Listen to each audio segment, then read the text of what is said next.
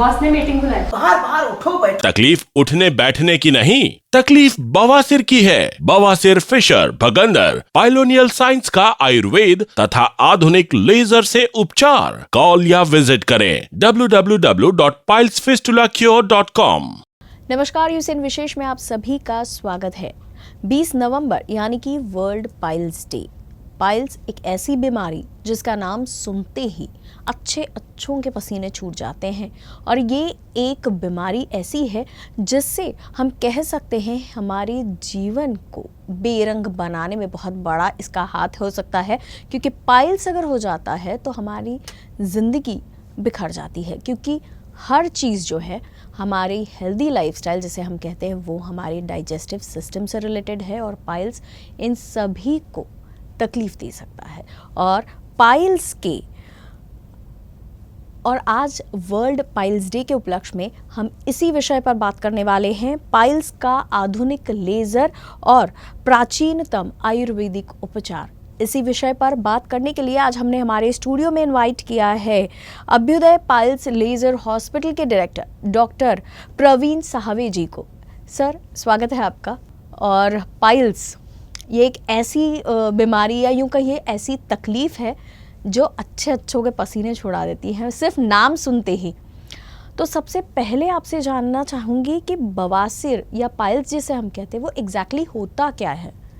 Actually piles यानी जिसको हम लोग हमारी भाषा में हेमोरॉइड्स बोलते हैं, ये वहाँ की ब्लड वेसल्स, जैसे मैंने दर्शकों को दिखाने के लिए एक डेमो लाया है कि ये हमारे एनल पोर्शन का भाग है, जिसमें ये जो पोर्शन दिख रहा है इसको हेमोरॉइड्स या पाइल्स कहा जाता है।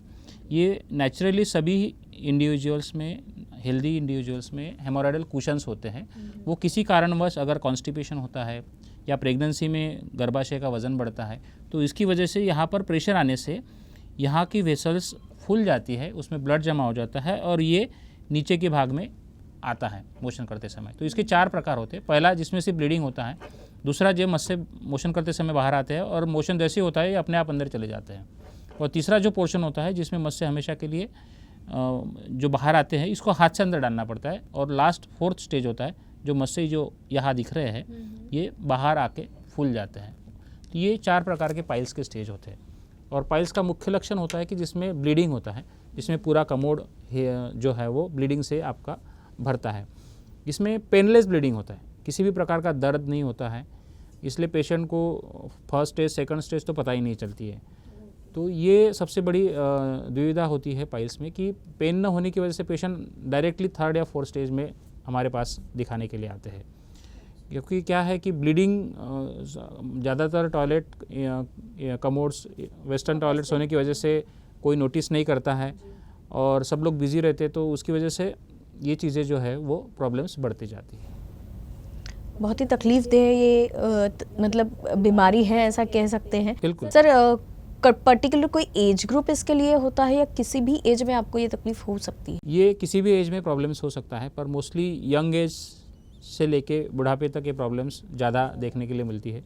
अभी तो यंग बच्चे जो है उनमें भी ये प्रॉब्लम्स पाई जाती है, क्योंकि हमारा लाइफस्टाइल बदल गया है। बच्चों का स्कूल जाने का टाइम सुबह का 6 बजे का रहता है, 7 बजे का रहता है।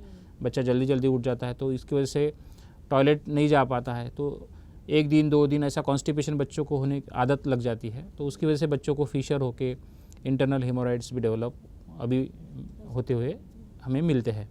और यंग एज में फास्ट फूड, चाइनीज़ या जो भी फूड्स हम लोग खाते हैं, जंक फूड खाते हैं, तो उसकी वजह से कॉन्स्टिपेशन, देर रात तक जागना, इसकी वजह से अपना लाइफस्टाइल चेंज होने की वजह से यंग एज में ये प्रॉब्लम्स पाए जाते हैं। महिलाओं में मोस्टली प्रेगनेंसी की में ये प्रॉब्लम्स पाए जाते हैं, और ओल्ड एज में लॉन्ग टर्म डायबिटीज़ की, हाइपरटेंशन की और भी कोई मेडिसिन लेने से, हाइपोथायराइडिज्म जैसे बीमारी होने से कॉन्स्टिपेशन होता है, और इसकी वजह से भी ये प्रॉब्लम्स ओल्ड एज में हमको दिखते हैं। मतलब इन शॉर्ट हम ये कह सकते हैं कि हमारा जो लाइफस्टाइल चेंज है उसकी वजह से ये तकलीफ़ ज़्यादा बढ़ गई है, और बच्चों से भी अब बच्चों में भी मतलब ये दिखाई देने लगा है अब। बिल्कुल है ना सर?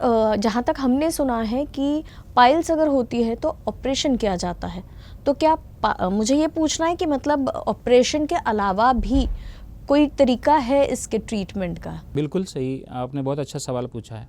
एक्चुअली हर एक पाइल्स के लिए ऑपरेशन की ज़रूरत नहीं है। एक्चुअली अगर अर्ली फर्स्ट और सेकंड स्टेज में अगर आप दिखाते हैं, लाइफस्टाइल मॉडिफिकेशन करते हैं, तो कुछ आयुर्वेदिक मेडिकेशंस है जिसके द्वारा आपको पाइल्स की समस्या से आराम मिल सकता है।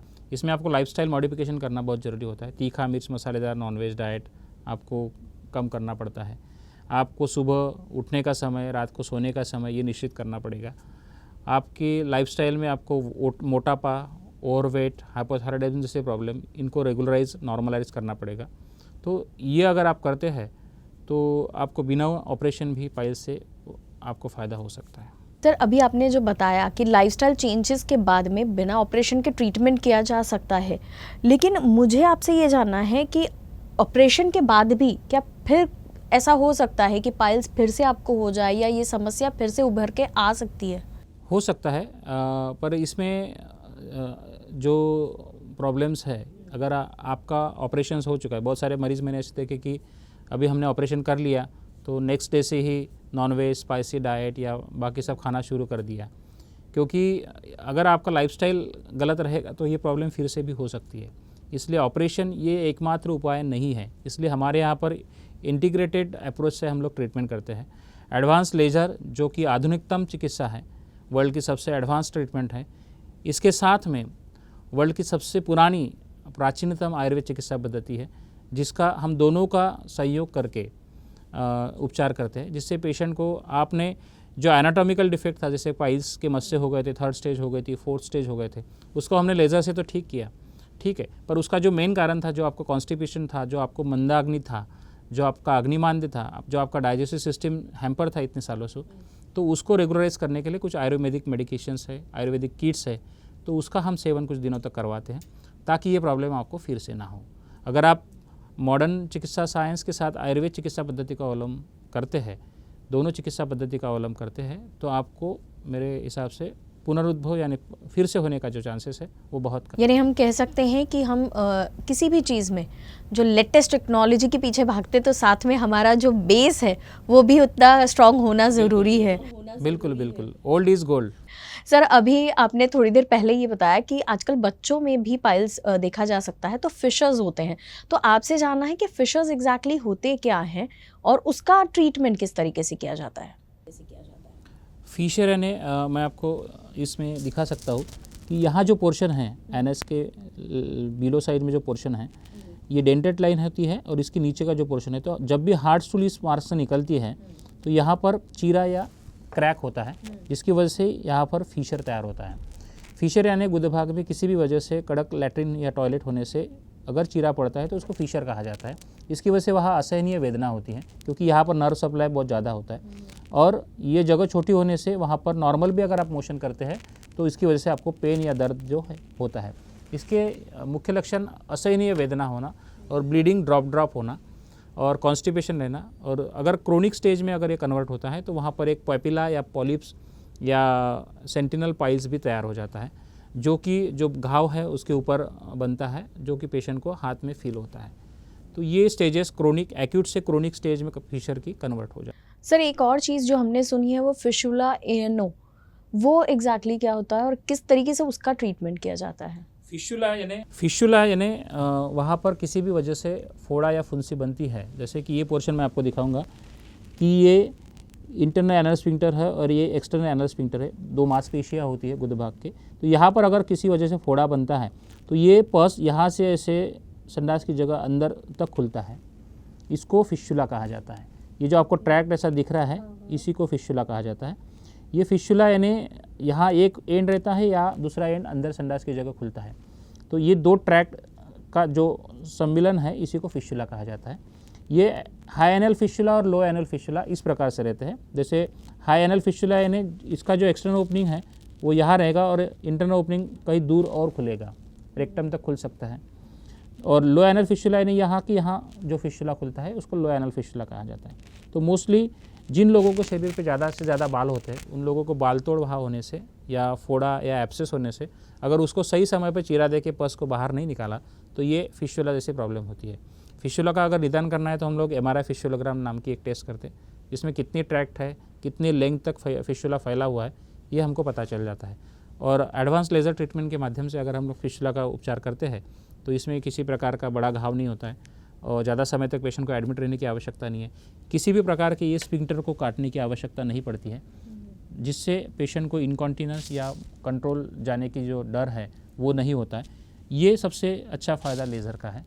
और इसके साथ साथ हम लोग, मैंने जैसे पहले भी बताया कि आधुनिक चिकित्सा जैसे लेज़र है वैसे प्राचीनतम आयुर्वेद चिकित्सा है। तो इसमें क्षारसूत्र नाम की एक चिकित्सा की जाती है जिसमें एक मेडिकेटेड सेटॉन यहाँ पर टाई किया जाता है और इसके माध्यम से बिना चीरफाड़ और बिना किसी मसल्स को काटे हुए क्षारसूत्र चिकित्सा के माध्यम से भी फिस्टुला का उपचार हम मतलब इसमें अब टेक्नोलॉजी इतनी हाई हो गई है कि बिना पेन के आप इतना इंटरनल जो मतलब कट कहें या नॉर्मल लैंग्वेज में कट ही कहेंगे, ऐसा कुछ है तो वो भी आप ट्रीट कर सकते हैं लेज़र के द्वारा और तकलीफ आपको उसमें कुछ भी नहीं होने वाली है।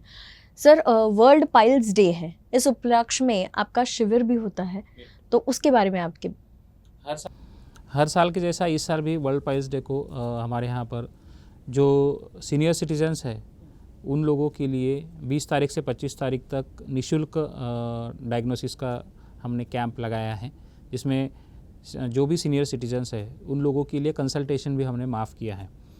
और दूसरा ये है कि जो भी है सभी लोग, उन लोगों के लिए लेज़र ट्रीटमेंट में 50% तक छूट हम लोगों ने दे चुके हैं।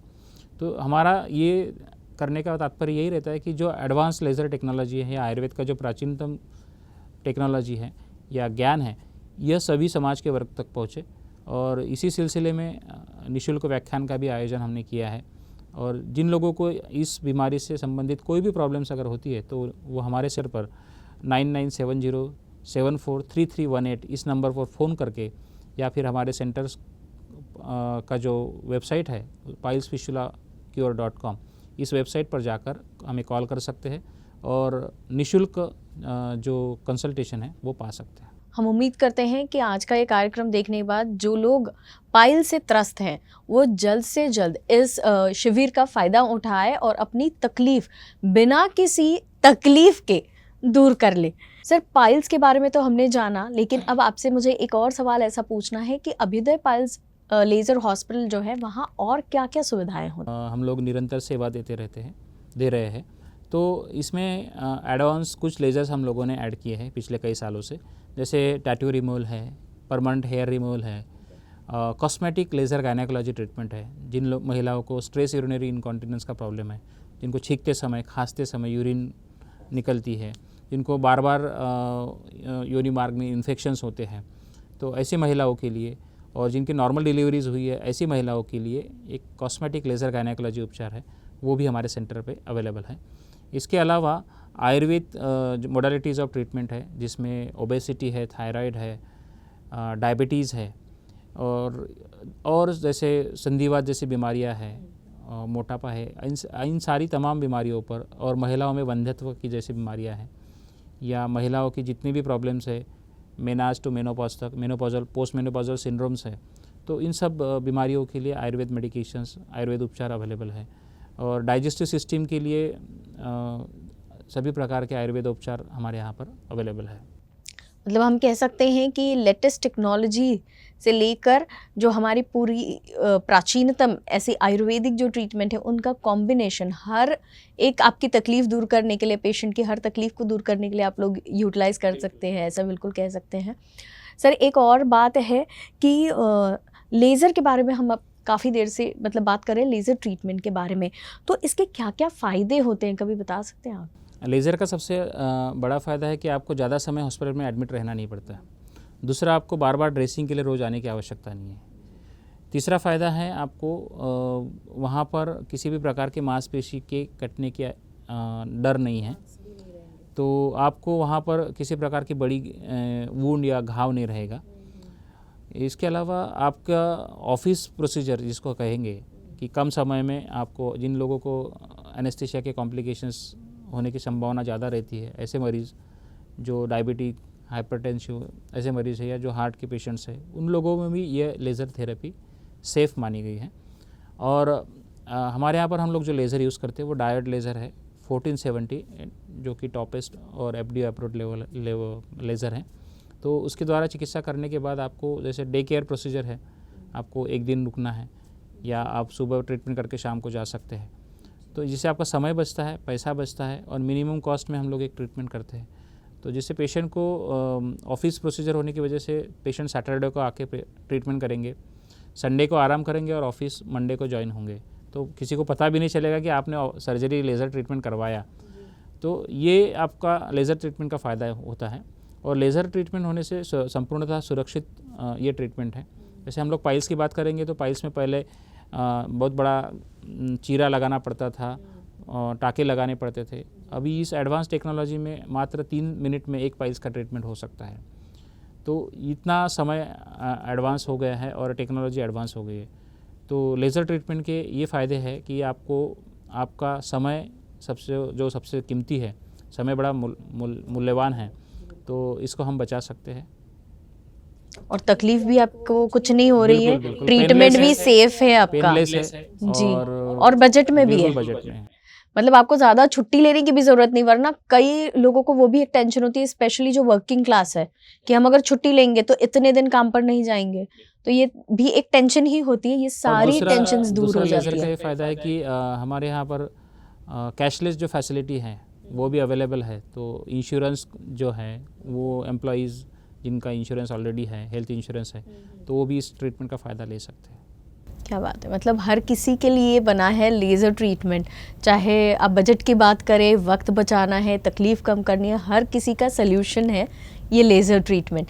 सर मैं आपसे अब रिक्वेस्ट ये करना चाहती हूँ कि जाते जाते हमारे जो सारे व्यूअर्स हैं उन्हें एक मैसेज अगर आप वर्ल्ड पाइल्स डे के उपलक्ष्य देना चाहें तो क्या मैसेज देंगे आप? हमेशा की तरह ये मेरा सबसे फेवरेट क्वेश्चन रहता है कि जाते जाते आप दर्शकों को क्या संदेश देना चाहेंगे। एक्चुअली वर्ल्ड पाइल्स डे के इस उपलक्ष्य में मैं सभी लोगों को कहना चाहूँगा कि अपनी लाइफस्टाइल को बदले, वो बहुत ज़रूरी है। आपका अगर वेट बढ़ रहा है तो उसको सही समय पर नियंत्रित करें, अन्यथा आपको मधुमेह जैसे प्रॉब्लम्स या कॉन्स्टिपेशन होने से पाइल्स जैसे प्रॉब्लम्स हो सकती है। तो मोस्टली जो महिलाएं हैं प्रेगनेंसी के बाद जिनका वेट गेन होता है तो वो सही समय पर आयुर्वेद ट्रीटमेंट लेके अपना वेट को रिड्यूस कर सकते हैं और फ्यूचर में होने वाले पाइल्स जैसी समस्याओं से बच सकते हैं। अभी जिन लोगों को सुबह मॉर्निंग में मोबाइल फ़ोन और या न्यूज़पेपर ले जाकर टॉयलेट में बैठने की आदत है, सबसे पहले वो बंद करें। 3 से 5 मिनट से ज़्यादा टॉयलेट में नहीं बैठना चाहिए। अगर आप कमोड पे बैठते हैं तो आपके पैर के नीचे एक टेबल रहना चाहिए, सो दैट आपका रेक्टम और एनस के बीच का जो एंगल है वो सही तरह से वी कोन में हो। आप स्ट्रेट अगर बैठते हैं तो आपको कॉन्स्टिपेशन की समस्याएं दिनों दिन बढ़ते जाएगी। तो पैर के नीचे जब भी आप बैठते हैं कमोड में, तो बेस्ट वे तो मैं कहूँगा कि इंडियन टॉयलेट इज़ बेस्ट, पर नहीं अभी हम लोग जहाँ फ्लैट सिस्टम में रहते हैं या अभी शहरों में रहते हैं तो ज़्यादातर जगह पर किसी को संधिवात या ऑस्टियोआर्थराइटिस के प्रॉब्लम होने से वो बैठ नहीं पाते। तो ऐसे मरीज़ या नॉर्मल व्यक्ति भी कमोड पे जब भी बैठते हैं तो पैर के नीचे एक छोटा सा स्टूल लेके बैठे, ताकि जो आपका एंगल है वो सही तरह से बने, आपको कॉन्स्टिपेशन से आप बच सकते हैं। और खान पान में तीखा मिर्च मसालेदार ना खाएं। सुबह रोज़ उठ के योगा प्राणायाम करें, एटलीस्ट 30 मिनट्स वॉक रोज़ करें, so that you will prevent piles in future also. और खाने में छाछ का सेवन कर सकते हैं, आंवले का सेवन कर सकते हैं, सलाद जो अभी ग्रीन वेजिटेबल जितने भी मार्केट्स में अवेलेबल है उसका सेवन कर सकते हैं। भरपूर पानी पिए जिससे आपको कॉन्स्टिपेशन ना हो। रात को जिनको ऐसा लगता है कि मुझे कॉन्स्टिपेशन होता है तो रात को सोते समय दूध में 2 से 3 चम्मच गाय का घी डाल के पी सकते हैं। या हरड़ का चूर्ण आता है, 2 से 3 ग्राम या 4 ग्राम लेके कुनकुने पानी के साथ रात को सोते समय ले सकते हैं। जिन लोगों को पेन होता है एनस या पाइल्स की जगह पर, या पाइल्स के बाद ऑपरेशन किया हुआ है या कहीं दिखाया नहीं है, तो उन लोगों को गर्म पानी में फिटकरी और हल्दी 1 चम्मच डालकर बैठने से तुरंत राहत होती है। और अर्ली अपने डिसीज़ को स्पेशलिस्ट डॉक्टर से कंसल्ट करके दिखाए और उसका निदान करें। और क्या है कि चलते रहने से आपका वज़न कम होगा, आप स्वस्थ रहेंगे। वैसे निभाने से रिश्ते बनते हैं। तो चलते रहिए और अच्छे से लाइफ जिए और आयुर्वेद को अपनाएं। सर बहुत ही अच्छा मैसेज आपने दिया है। जैसा आपने कहा था कि फेवरेट क्वेश्चन होता है, वैसे ही आपने हमारे लिए बहुत अच्छा आंसर दिया है, बहुत हेल्पफुल है। तो मैं उम्मीद करती हूँ कि आपने जो इंस्ट्रक्शंस दिए हैं वो हमारे व्यूअर्स ज़्यादा से ज़्यादा उसको अपने लाइफ में अप्लाई करें और पाइल्स जैसी बीमारियों से अपने आप को बचाने की एटलीस्ट आप कोशिश कर सकते हैं। Sir thank you so much for being here और इतना अच्छी जानकारी आपने दी। Thank you so much.